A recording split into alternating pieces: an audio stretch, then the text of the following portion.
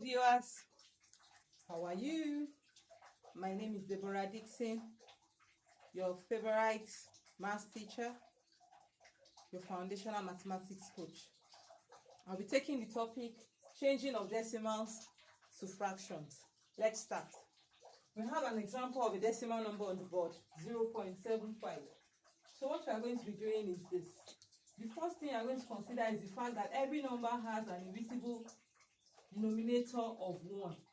And that every number you also see has an invisible decimal point behind it and uncountable zeros behind the decimal point. So we are going to just put a few zeros to start with. So we are going to do something. We are going to try to make 0.75 become a whole number. How are we going to achieve this? Is by moving the decimal point to the back of 5. I moved it twice. So whatever you did to the numerator, you are supposed to do to the denominator. You also move it twice, the decimal point twice.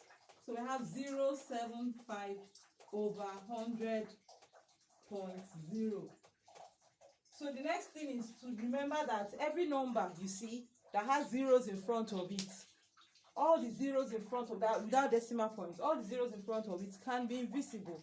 This is because, an example of this is that we are familiar with is you writing 001 as 1, 02 as 2, 00005 as 5.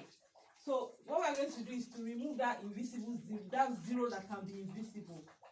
Remember I said the zeros behind decimal points can be visible, decimal points behind the number can be invisible.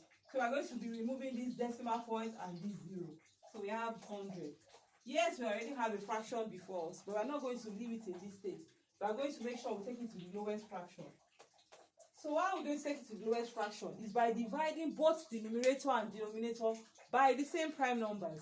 So what prime number can divide both of them? 5 can divide both of them. If 5 divides 75, we have 15. If 5 divides 100, we have 20. If 5 divides 15, we have 3.